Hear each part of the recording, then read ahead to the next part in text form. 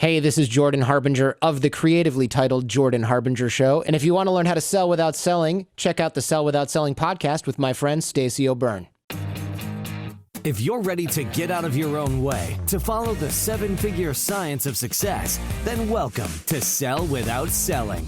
Tune in with renowned international speaker Stacey O'Byrne as she shows you how mastering relationships, achieving the proper mindset, and attaining the necessary motivation will catapult you away from failure and onto your journey to greatness.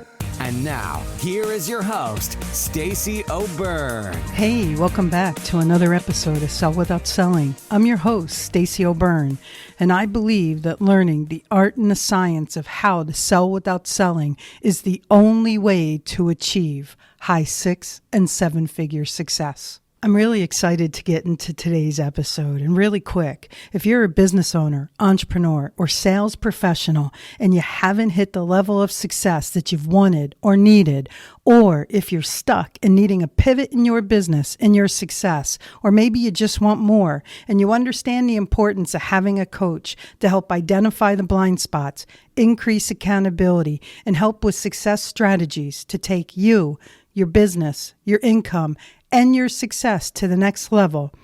If this sounds like something for you, then head over to pivotpointadvantage.com/I want success. That's pivotpointadvantage.com/I want success. There's a quick application there that will lead to a personal phone call with me to see if we're a great fit for each other. All right, let's do this. Jordan Harbinger is a Wall Street lawyer turned podcast interviewer with an approachable style and knack for securing high-profile guests. His show, The Jordan Harbinger Show, was selected as part of Apple's Best of 2018, and I am so blessed to have him as a guest on my show. He's known as the lawyer that would never be. Hailing from Michigan, Jordan was an inquisitive kid who was fascinated by the internet at an early age. He went to law school at the University of Michigan and landed a job on Wall Street as a corporate lawyer. Jordan wasn't interested in climbing the corporate ladder, but he was curious about a partner who was never in the office. Dave spent his days of charity events and playing racquetball. Jordan often wondered how he ever kept his job.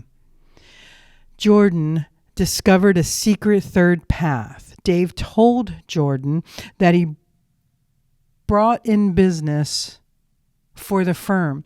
To do that, he didn't sit at his desk. He spent his time building and managing personal relationships.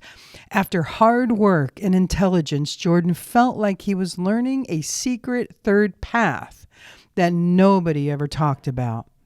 This kicked off an obsession with body language and nonverbal communication, persuasion, influence, social psychology, and networking.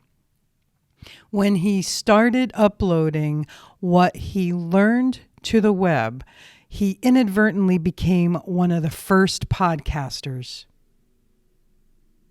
Today, The Jordan Harbinger Show has over 11 million downloads per month and features a wide array of guests like Kobe Bryant, Dennis Rodman, Tony Hawk, Cesar Millan. The names go on and on. Jordan continues to teach his skills for free at 6 Minute Networking. In addition to hosting the Jordan Harbinger Show, Jordan is a consultant for law enforcement, military, and security companies and is a member of the Northern California chapter of the Society of Professional Journalists. I am beyond excited for you to hear my conversation with Jordan. We share a lot of a similar background as far as our education and our studies and our focus on really helping entrepreneurs and business owners really take their life and their business to the next level. He's an amazing man, an incredible guy, and I'm really excited for you to hear what he has to say. Hey, Jordan, thanks so much for joining us today. I know how busy you are, and I appreciate you setting aside time to have a conversation. Thanks so much for coming on the show. Of course. Yeah, I'm happy to be here. I think it's going to be a fun one. So, Jordan, I'd like for our listeners to get to know you if they already don't, but with the number of downloads that you have, that's probably highly impossible. So how did you get into this entrepreneurism? Where did it all start for you? So for me, the reason that I became an entrepreneur, first of all, nobody even called it entrepreneur back when I started. It was, I mean, the word existed obviously, but nobody was really using it like they are now.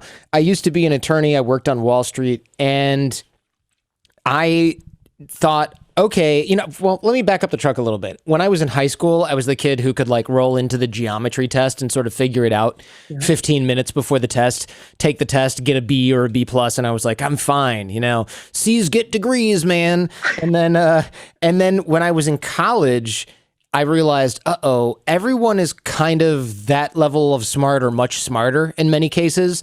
I can't do that anymore. So I started to work a lot harder, and I thought, okay, at least I can outwork these people. But then I got to Wall Street as a lawyer, and it was like, everyone here is really smart, and everyone here is willing to work 16-hour days, 7 days a week, and plus travel or whatever it is. And I thought, my competitive advantage is gone. I can't make myself smarter, so that's out. Right? I can't work 21 hours a day instead of 20. That's not physically possible, really. And you're never really going to be hungrier than the person who's there from Bulgaria and whose family is still stuck there. And they're like, if I work more and make partner, I can afford to bring them to the United States. Like, those people are working 21 hours a day because they have a why. Whereas when I'm 26 and I'm like, so I get paid the same whether I stay here all weekend or not, no thanks. So I realized I was in trouble. And one of the partners who was never in the office, he told me that the best thing to do to make partner is to bring in business for the firm. And I thought, okay, cool. How do I do that? And he's like, well, you got to network and just be cool, man, and create connections. And I was like, okay, just be cool. I don't know how to tell you this. I'm a lawyer. I'm not going to just be cool. If I could have just been cool, I would have started that shit in middle school. Like, just be cool is not something that was ever in my repertoire. So it's not going to start now at age 27 while working as an attorney on Wall Street in finance. Okay. Yep. So I was like, I'm screwed. And what I realized is I need to learn networking and relationship development. And I started taking courses about sales and about relationship development and networking. But the problem is those courses, and you know this from your days in corporate America, I'm sure, you bring in a sales trainer, it's like some guy in a sweater vest and he teaches part-time at the Learning Annex on Tuesday nights. And you go, is this the guy who knows anything about bringing in a $4 million deal from Goldman Sachs? Or is this a guy who knows how to remember people's names at a cocktail party and that's it? Right? Been there, done that. And not like everyone who teaches sales or networking is bad, but it's just not going to be nuanced at the level of the very, very top, which is like bringing in $1 million deal. Because if they could do it, law firms would just hire those people, and those people would be loaded and they wouldn't be teaching at the YMCA on Thursdays. Yeah. So it just didn't make any sense. And so I realized I had to start breaking this stuff down myself. And I started studying, like you, I started studying things like NLP and psychology and persuasion and influence, which has a lot to do with some of the stuff that you know and that you talk about. And that turned out to be a massive, what would you call it? Like a soft skills gap, because you get these really brilliant people who are very smart and really hardworking, but they're not great at developing and maintaining relationships and then using those and leveraging. It's called selling. I don't know if you've heard of it. They're not good at selling. They're not good at it at all. And these are the same people who think that salespeople are bad, and these are finance lawyers. So you're like, well, pot, meat, kettle, right? But like, these are the people that say things like, I don't want to be salesy, because they only know what used car salesman salesy is like. They don't see the effective, as you know, effective sales is invisible, because it's really good, and you think, Stacy's cool, I like her, I'm going to give her the business because then we'll get a chance to hang out and I trust her. That's invisible sales. Whereas the sales that everyone thinks is sales and they don't want any part of is the guy who says, act right now, we're practically giving them away down here at Harbinger Ford on the corner of Gratiot Avenue, I'm practically giving them away, and he's got a cowboy hat on, shooting his cap gun in the air on the commercial. Like, those are the things that we think, I'm never going to be that guy. So I focused on those soft skills, and that turned out to be a big a big that was really a huge advantage, because then basically any business that I started was going to succeed, and I didn't know it at the time. But once I started, once the economy tanked in 2008, then I was able to start or continue what I was doing at the time, which was my podcast. And then that sort of started me into the entrepreneurial world, because when the economy tanked, I was doing real estate, finance, law, and they said, we're not going to have any work for you. We'll pay you for the next 9 months, full benefits and salary, find a new job. And it was like, do I want to find a new job that I also don't want to do? Or do I want to just take a chance and do my own thing? And I had buddies that were like, I'm going to do the music thing. We're in our 20s. It's our last chance. And I was like, well, you do the music thing. Maybe this entrepreneur, run your own business is my music thing. And it kind of was, right? It was like, now's the time. When you're 40, you're not going to be able to do it. You're not going to have the guts. And I'm really glad that I took the leap for, forcing Function getting laid off from the firm because of the economy. I'm glad I took the leap, because I can't imagine being employed right now for a corporation, having had a steady paycheck for the last 20 years or something, or 15 plus years, and then going, I'm going to do my own thing. It would be too scary. But when you're 27 and you don't know that it's scary, and you just think, whatever, I'll always land on my feet, then it's less terrifying somehow. No, absolutely. When I got laid off after 9/11, for me, it was jumping off the cliff and becoming a massively reluctant entrepreneur, because let's face it, I got my BS and BM at San Diego State, and it really was a bunch of BS and BM, because I just learned book smarts about business. Sure. And it really didn't teach me anything about this world of entrepreneurism. For me, I was really good at sales, really good at leadership, and really good at communication. My problem was I had nothing to sell, no one to talk to, and no one to lead. So I really navigated this pull of entrepreneurism very painfully. We jokingly refer to it as the $1 million PhD. And for me, it was because, we've talked about my story about how I had a business partner that did some pretty unethical things. He left me with 16 cents in the bank, turned around and sued me the next day, spent 4.5 years in court defending myself. And for me, it was, as you referenced it, those soft skills that helped me move through things and navigate the waters of uncertainty, because I knew all along that I controlled my destiny. So I'm really curious. You've brought up 3 great points. Having soft skills, I reference it as, in order for the outer to work, you have to do the inner work. And it's the understanding of self that helps you understand people. This invisible sales thing, to me, that's the foundation of selling without selling. You're actually selling by lead, pace, and following your prospective client. However, it's all relational, it's all educational, it's all communication, it's all rapport based. And at the end, they're leaning on you because they trust you, because you trust yourself, right? Yes. Yeah, no, that's an interesting point. And you're right. Looking at, well, I don't want to go down this road too far, but you're right. Looking at it like $1 million PhD is pretty accurate. My wife now goes, well, people ask me for advice and I'll go, I think I've been through this and here's how it ended. And I get calls all the time now from people that are like, hey, so you don't know me that well, but I was asking so-and-so and I told them what was happening, and they were like, you got to talk to Jordan Harbinger, because I shared my story on the Jordan Harbinger show over and over and over, and on other shows, and so I'm kind of like the guy who got screwed over back in the day and ended up landing on his feet doing all these things. So now people are like, what was your game plan? And I'm like, man, game plan, survival. But 2020 hindsight, it worked out really, really well. Best thing that ever happened to me, as you and I were saying before. But yeah, game plan was not starve to death and not sleep for the next 2 years in my bed, because that's what I wanted to do at the time, Yeah, that was the plan, right? Exactly. Yeah. So I'm curious, younger Jordan, little Jordan, when you were looking at life, what did you want to be?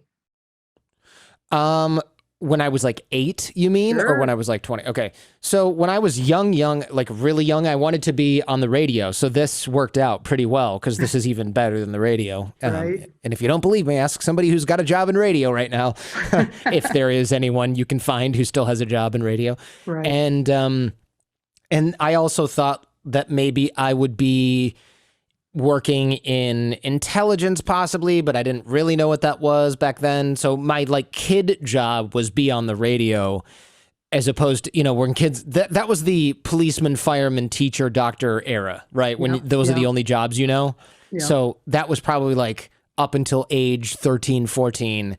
And then I just thought, oh my gosh, I'm really unemployable. I hope I never have to get a real job. Eventually I'll have to. Geez, I hope I figure out what my passion is, or whatever your kids were calling it, right? Because it was just kind of like, oh my God, I hope I don't have to get a boring job. But when you're in high school, you're a little bit expanded beyond doctor, lawyer, army, police, fire, nurse, doctor, whatever it is. But you don't know that many other things other than what your parents do and what your friends' parents do. And even then, you're not sure what the hell those people do all day.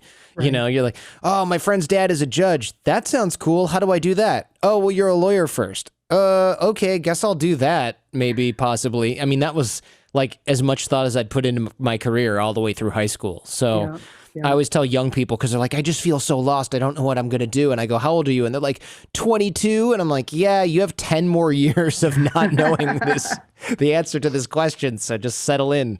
Yeah.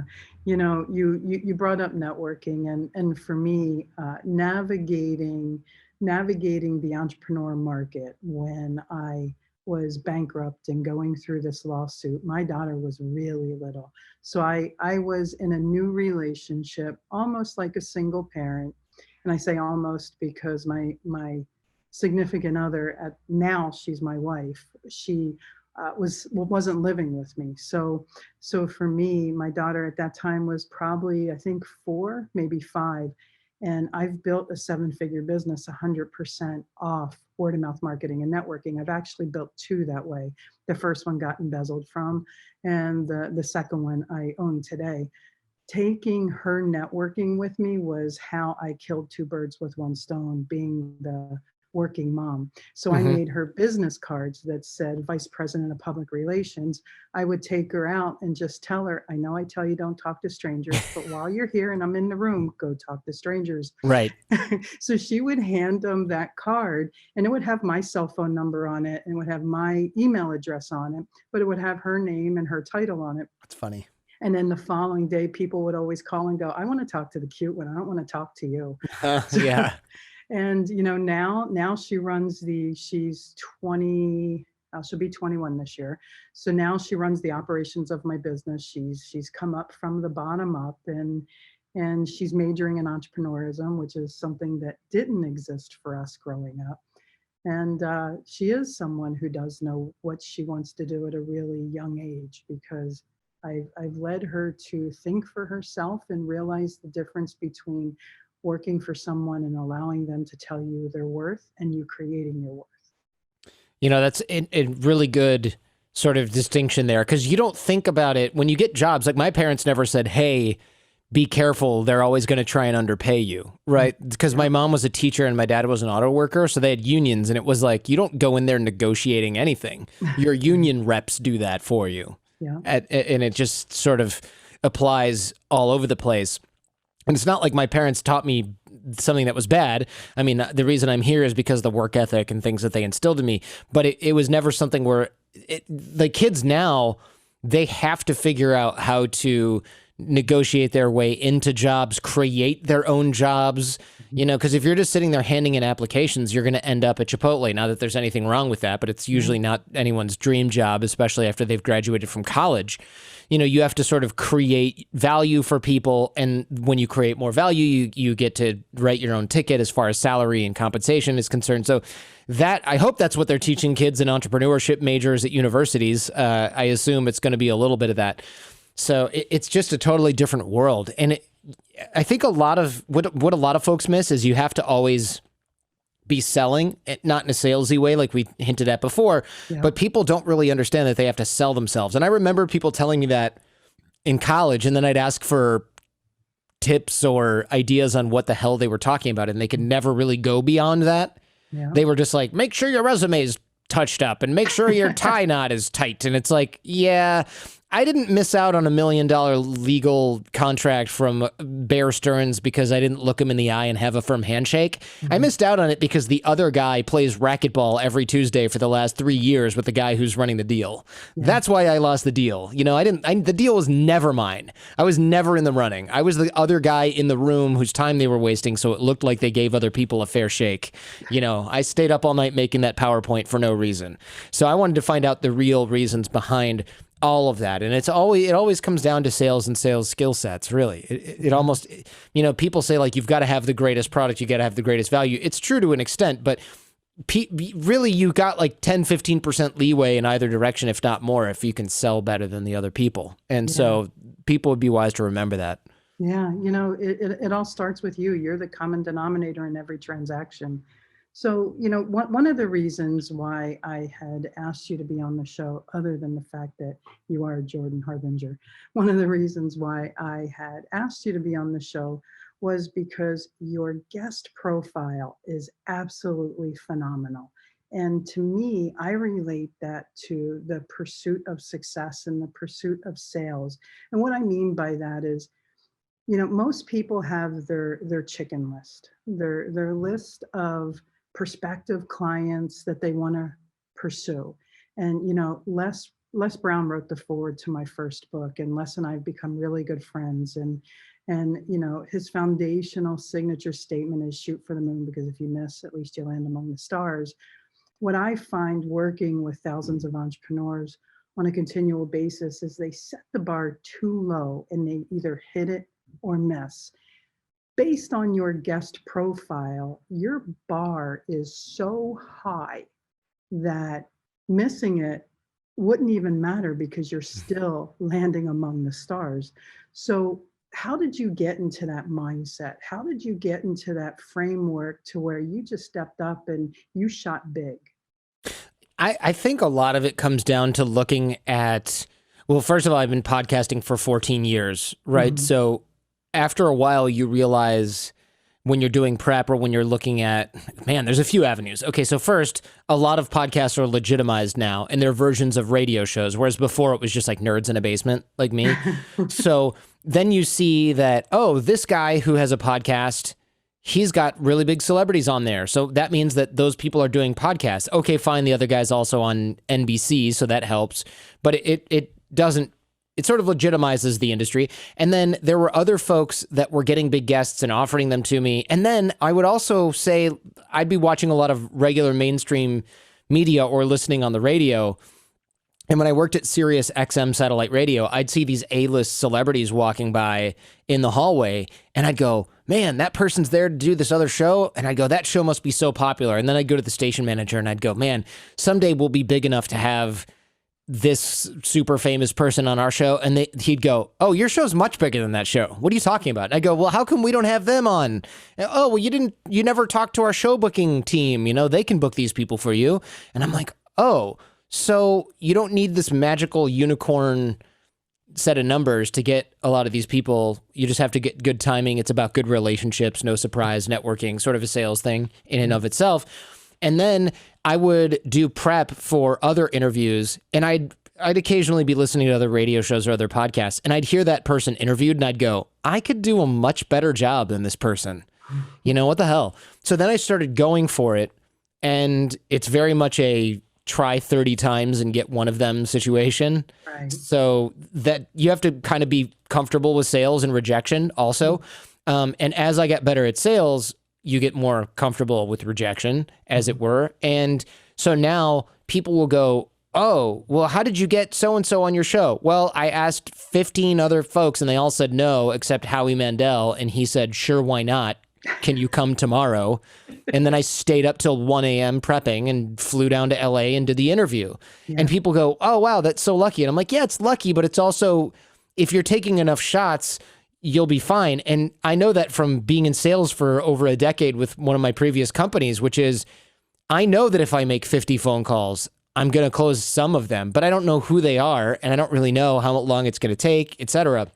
And so one of the reasons I think a lot of people fail is they never really learn how to sell, and they don't take enough shots. So it's not just about taking a bajillion shots and hoping that some of them work. You also have to be kind of persuasive. I mean, there are a lot of guests that I'll pitch and I won't get an answer. And then I'll go through an agent who pitched me for someone else, and I'll say, hey, I saw you managed the book for this person. Yeah. Are you still in touch with their team? Yeah, they don't do many media appearances. Okay, tell you what, I will have on these new authors that you have on, these two people, if you can make sure that this person gives me an honest to goodness consideration. And they're like, yeah, okay, sure, why not? And you get an introduction here and there to somebody. You do a good interview with one name that person has on their roster, and they go, oh, good, you didn't embarrass me. Yeah, how about this other person? And that happens all the time. You know, I've done interviews with comedians, and they'll go, wow, that was better than I thought it was going to be. You know, I wasn't sure if you were going to be able to really nail this one because he's a slippery character. Would you want to interview Kobe Bryant on Monday? And I was like, sure. I mean, that's a real example. It was like, wait, I just did a good interview with a comedian, and now you're going to hook me up with Kobe Bryant? How does that happen? And the way it happened was he was probably booking whoever, and he didn't want to get embarrassed. And I was sitting in front of him, and he heard the interview with this person, and you know, that was that. And so it ends up being a sales process, and the way you do that is you got to increase your surface area for luck. But you can't just email 10,000 people looking for a yes. You know, you also have to be persuasive and have good value to give in the other direction. You know, like, you have to have a good show. You have to make sure that there's value for the person to appear on your show. You have to be able to communicate that value to the right people. There's a lot that goes into it, just as there is in any sales, but a lot of it has to do with laying the groundwork over a long period of time. That said, you know, with podcasting, having big guests on your show, it's not that big of a deal. You need a couple to build credibility, but I see plenty of these folks that will only interview people that have, you know, 200,000 Instagram followers, and their shows stink because it's just a bunch of people selling crap on their podcast, you know, a bunch of influencers. So you have to kind of be very aware. If you're going to do a good show, you have to be aware of what your audience wants, because, you know, you might think that you're selling guests on coming on your show, but really you're selling the audience on continuing to listen to you, at least if you're going to make money off of by monetizing your audience, we either through advertising or courses or consulting. Right. You know, for me, I asked the question for podcasters. I also asked it for business owners, entrepreneurs, and sales professionals, because I heard a lot of different nuggets that you just threw down there. First and foremost, what I heard you say was, if it can be done, then I can figure out how to do it. And that takes a lot of fortitude and a lot of self-trust and a lot of stickability. The second thing I heard you say was that no just means no with this person or no right now. And you're going to push through those no's to find a yes. And I'm assuming the way that you have gotten so good at doing what you're doing is every time you got, as you put it, rejection, I call it feedback. Every time you got rejected, you just figured out a way that didn't work so that you can do something differently next time. Those are the kind of few golden nuggets I just picked up in everything you said. Is that accurate? Yeah, of course. I mean, it's always more complicated than you can teach in like an hour-long podcast, for example. But yeah, of course. You know, a lot of times you realize that feedback that you get is not even really anything. Like I've had publicists say, sorry, this person's schedule is full. And then I see him on a show that's 1/10 my size. And I go, oh, that was a lie. But then the feedback is just kind of like, maybe these people are not straightforward. And sometimes I'll ask the publicist, I'll say, hey, I thought you said the pattern was full. You know, the schedule was full. What's the deal there? And they'll go, candidly, okay, I wasn't going to tell you this, but this person knows the person who runs the network for that person, and that's why. Or that's been scheduled for a year. We tried to cancel it, didn't want to do it because it's been scheduled for so long. The schedule is still full, and it's nothing to do with you. Or they'll say, yeah, we looked at your content and this person doesn't like some of the guests you've had on and doesn't want to be associated with it. And you go, okay, well, that's fine too. Can't do anything about that. Or they just say, hey, I couldn't load the page that had your statistics on it, so we decided not to go with you. And you go, oh, okay, good thing I asked. Might want to fix that page considering it's affecting my business. You know, so you're right. Sometimes it's feedback and you learn something, but you have to also be aware that not every rejection is always feedback. Because sometimes the takeaway is this person is a disorganized a-hole and there's nothing you can do about it. And that seems to happen a lot in publicity and in Hollywood scenes as well, which is why I don't focus on celebrities on the Jordan Harbinger show. Yes, I just had Matthew McConaughey and I had Kobe Bryant last year. But like I don't focus on that because that world is it's icky. Right. And there's a lot of horse trading that goes on. And I'm always putting the audience first, just like you as a salesperson should always put your clients first, your customers first, because those are the people that really matter. And for me, I really focus on, I need a great story. I need great expertise. I need great lessons and great takeaways. I don't need great Instagram photos with a basketball player in my apartment. I just don't care. And so that's been kind of a learning journey as well. It's like the more I focus on myself and my ego, it's like marketing becomes easier, but that is less fulfilling. And then my current audience thinks I'm a turd. So I kind of just decided, hey, what if I just focus on what's best for the audience? Mm-hmm. And then suddenly the fan base is sticky and sharing wildly. And it's a lot easier to book guests because I don't need to book a Howie Mandel every week. I can book somebody who's just a really fascinating character. So that's made my life a lot easier. And it does come down to clarity, right? Like, what do you want? And that's why whenever I'm doing any coaching or consulting, which is rare, I always try and get down to it because a lot of people will never tell you that they just want to be influencers or famous or feel good about themselves. Mm-hmm. But if you can get them to be honest about that, they can either decide if that's really what they want. And if so, they can go for it. But what you don't want to do is go, I just want to build a nice business where I can spend time with my kids, when really you want to be rich so you can rub it in other people's faces, because then you won't achieve either of those things, right? Right. Everything has to do with intention, mm-hmm. which actually flips me over to the reason why I brought this topic up to begin with. Based on the fact that we're at the heart or the tail end of this pandemic, and you and I live in California, we're still locked into the stay safe at home orders, and everything's surging. I say all that to say, corporate America has learned that the conventional way they did business is shifting. And in order for them to be in business, stay in business, they've realized they don't need the brick and mortar. And they've realized that they can do a hell of a lot more with a hell of a lot less. And if for an employee, it's a laptop, a cell phone, and a Zoom account. Yeah. So a lot of people have been impacted by the pandemic and by the stay-at-home orders and being furloughed and being laid off and businesses closing. There's going to come a point where people are going to start waking up going, I can't survive like this. Mm-hmm. I've got to be responsible for generating my own revenue. And I think we're going to see this emergence of entrepreneurism in a very strong way, similar to what we did after 9/11, and maybe on a bigger scale. What advice can you give these people who are realizing that they need to take control over their fiscal destiny because the job market has shifted, is shifting, and will shift bigger?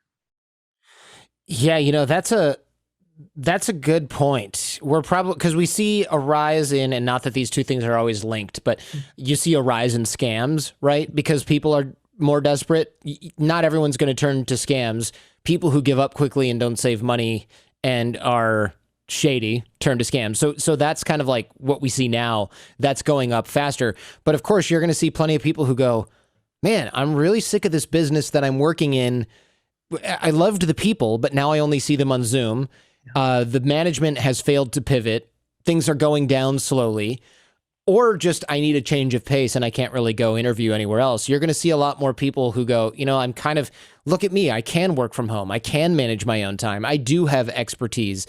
And you're going to get people who I predict are going to, and this is, I wouldn't say this is great advice, but it's sort of, I guess it's advice.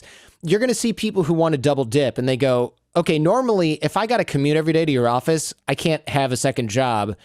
But if I want to freelance, you won't have any idea what I'm doing because we're all working from home in our Crocs, you know? So I would recommend people slowly dip their toes in the freelance waters with anything. Doesn't even have to be related to the job you're doing now. And just get your mind around generating your own revenue and find out that it's not impossible. Because if you're anything like me, I was like, starting your own business, that's not something people like me do. I'm not a business owner, because when I grew up in Michigan, it was like people who owned their own business, they just owned restaurants. And then, you know, a friend's dad might have had like a dental practice. There was nobody who started a business that I knew that wasn't something that you already knew exactly what they did because it was client facing. So I never thought that I would be a business owner. And the way that I started off was I was giving free advice on the podcast that later turned into the Jordan Harbinger show, you know, in 2006, 2007. And somebody said, "Can I learn from you on the phone?" And I was like, "Yeah, $50 an hour." And then I was overwhelmed with requests and I was like, I'm going to charge $100 an hour. Yeah. So I started charging $100 an hour. And then people were like, "Can I fly out there and meet you?" And I was like, "Sure, but it's $200 an hour." And they were like, "Great, I'll take 8 hours and I'll just get a hotel." And I was like, holy crap. So people basically had to shove money in my direction in order for me to realize that I had any sort of viable skill that was worth anything.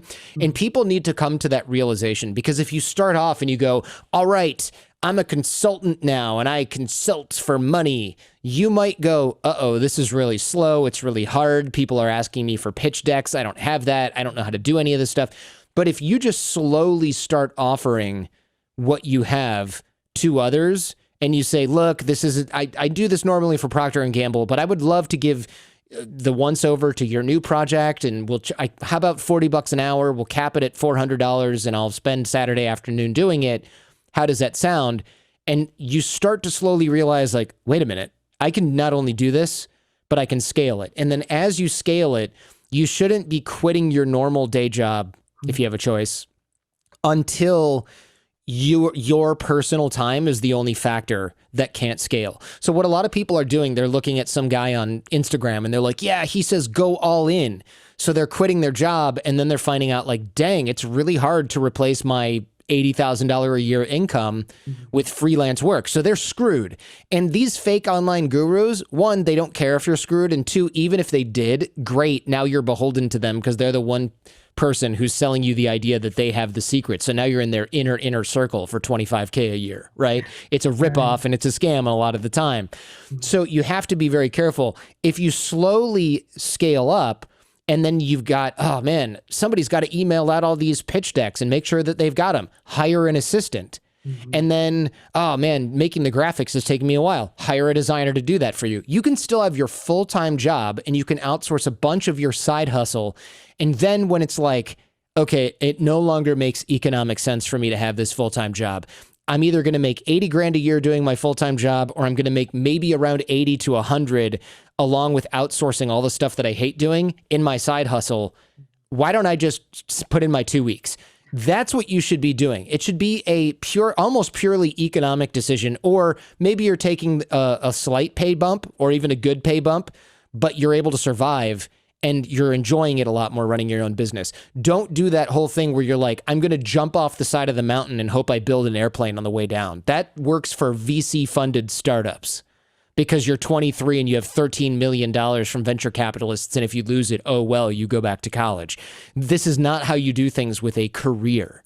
You know, so I always tell people, dip your toes in the water and get your bearings, because if your freelance business fails or you got 2 clients and it turned out you just got lucky and you don't get shit for another 4 months, you still have your day job. You don't have to stay up till 4 a.m. sweating about paying the mortgage, right? And so I never advise people to go all the way in. I think dip your toes in the water, get some skills under your belt, outsource anything you can, and then and only then should you be quitting and starting your own business. The jump in with both feet strategy is generally not advisable. I'm sure there are exceptions, but I can't really think of any off the top of my head. For me, I don't really feel like I jumped into entrepreneurism. I think I was pushed into it for the Usually, sheer fact. yeah.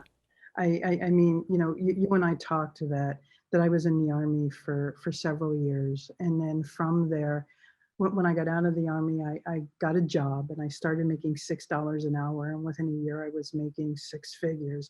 And then I hopped the fence from being a buyer and a purchasing manager to sales and sales management. From there, I went from making, what was it? I think my base salary was 25,000 plus commission. And I think my commission was 6% gross profit.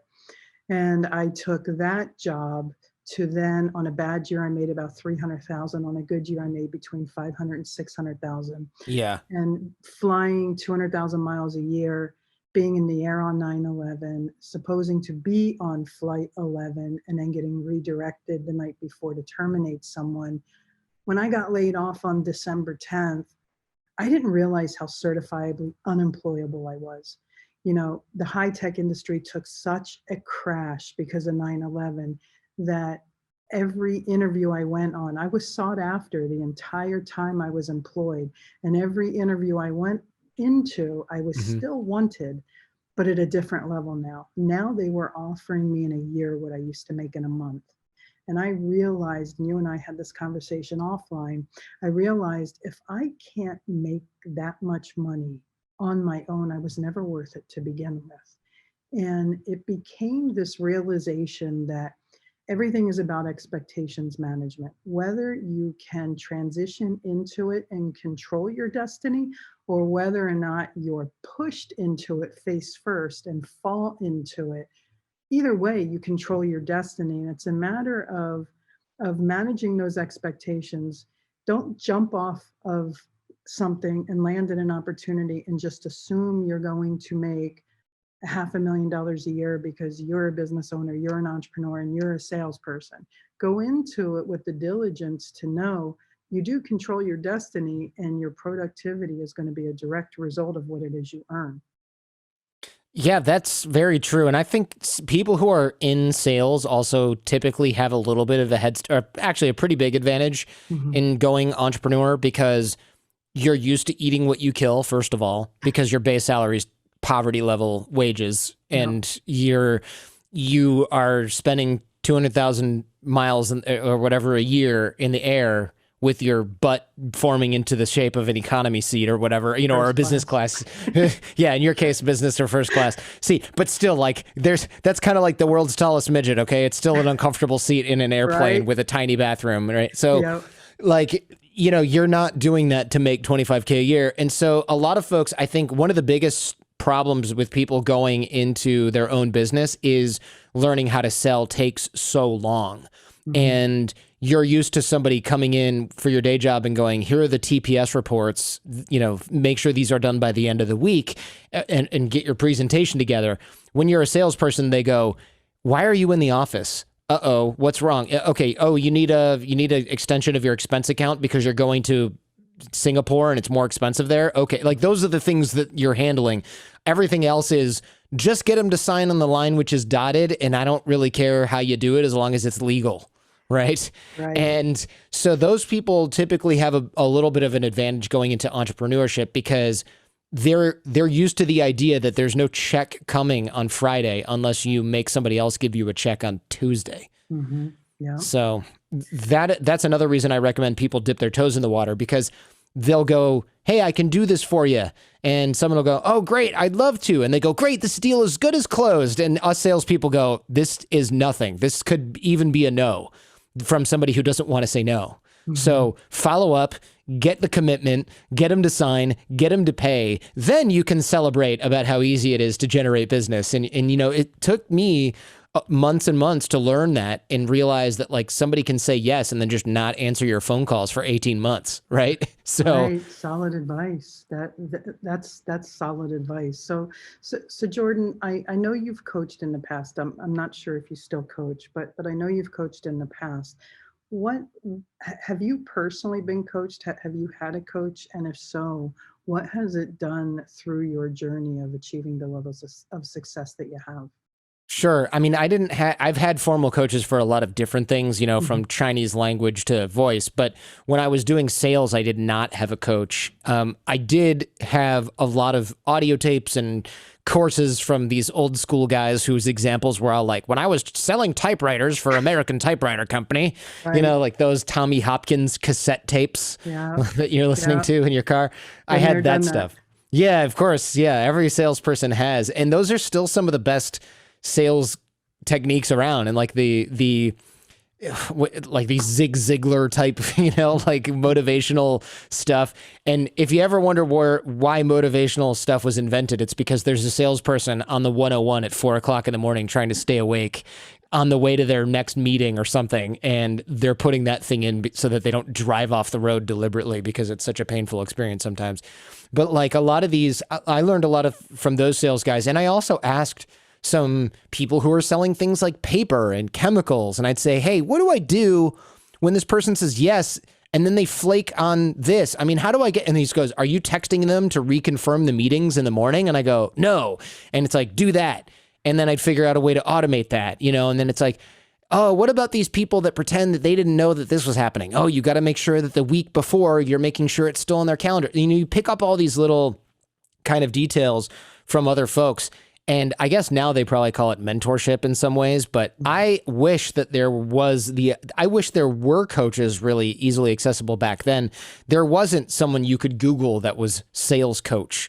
You'd Google sales coach in 2007 and you'd come up with like, have your multi-billion-dollar company hire our multi-million-dollar company for a mere $300,000 a week to come train your sales team. And I was like, I just want to talk on the phone with somebody who knows what they're doing. And they're like, yeah, we don't do that.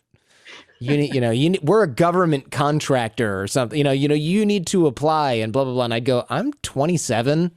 I have like $300 a week in disposable income. There was nobody like that back then, to help me. I agree. When I got out of the Army, I played all Army softball and all Army basketball. So for me, I knew coaches were important. And one of the first pieces of advice I was given was hire an executive coach. That way you'll climb the corporate ladder quick. And I did. And for me, I've surrounded myself with coaches in every area of my life, and life just keeps getting even better. That was why I asked that question, because success doesn't happen by accident. Success is designed, success is implemented, and then success is achieved. And then it's continually earned on a daily basis by your philosophy of show up for your listener. In other words, show up for your client. It's not about you. It's always about them. And I love that you have touched on that multiple times. Well, I'm trying to be realistic because I think it's really easy for people to get FOMO. It's really easy for people to think that they have to figure it out for themselves. It's really easy for people to think they have to quit their job and go all in. And it just results in way more stress. Trying to figure everything out on your own, stressful. Quitting your job and realizing that you only have 90 days of runway and you're going to need 9 months to figure something out, stress. So I try and sort of keep it real, because otherwise I'm just contributing to the problem of fewer people having the guts to strike out on their own and write their own ticket. And that's kind of not really serving people that well, right? Yeah, absolutely. So Jordan, I want to be really respectful of your time. So I have a few more questions that I'd like to ask. First and foremost is the signature question of the show. What does selling without selling mean to you? Selling without selling, easily enough. I think it's what we talked about in the very beginning, where it's about connections, rapport, showing somebody that you're trustworthy, creating a real connection with somebody, as opposed to trying to find out ways to slickly talk around their objections. Yeah. And that's objection handling and all that stuff has its place, but it's kind of yellow belt, and it's like confirming someone's appointment via text is kind of yellow belt, but having somebody not flake in the first place because they like you and they actually want to meet up and talk with you, that's sort of the Zen master ninja stuff, right? Where people go like, man, you're keeping 100% of your appointments? How? And I go, well, I have them at a racquetball court. And so people show up even when they don't want the stinking product because they want to play racquetball. And that's why people are always buying from me. Or, how do you get all these people to sign up for your meetings? Well, I don't treat them like crap. I never lie to them, and they like me. And it's like, that's the magic, right? And it's not that hard. Yeah. It just takes longer. And there's no trick you can learn in an Instagram TV video that shows you how to do it. Yeah. So that's selling without selling. When I was in sales at the peak of my sort of skill, I never felt like I had to trick somebody or push somebody into signing. It was kind of like, hey, how you doing? Catch up, talk, chat, figure out what their problems were, tell them honestly whether or not we could help them. And then after a while, they were like, so when do I send you the money? And I was like, we can do it now if you want. I'll just take your deposit. And they're like, great. You know, and so it's funny because my business partners, they later hired a bunch of salespeople because they were like, well, if Jordan's making this, 5 salespeople will make 5x the money. And it was like they'd close one person every 90 days and I'd close like one person every 2 days. And they're like, oh, it's almost like, and I remember saying to them, yeah, it's almost like there's a skill set, right? You know, it's almost like not everyone can just do this after hiring them from folding towels at Equinox. Yeah. So what's funny about sales is, as you know, it's anyone can do it, but it looks like the kind of thing that you can't teach, but it's like infinitely teachable and learnable. It absolutely is. It really has to do with what's between your ears. It has to do with the program that's running in the background. I like to refer to it as the itty bitty shitty committee. It either works with you or works against you. Yeah. And then how you show up. If you're showing up about you and in desperation and needing to make the close, it just doesn't happen. You know, it's funny, when I won all my sales awards, when I've closed my highest sales numbers, when I've made or generated the most money, it's because I've helped the most people. I've met them where they are to take them where they want to go. And I've never sold. I have just been there to be of service. Sales is that easy. And so welcome to the random round. See, I believe success leaves clues. And I like to ask a question of my expert guests so that our listeners can extract any information that helps them get better at their life, their business, and their success. So Jordan, I'm really curious, what does your morning routine look like? Morning routine, I get up in the morning, I play with my kid, usually if he's awake. He's 18 months old. Sometimes he's still sleeping.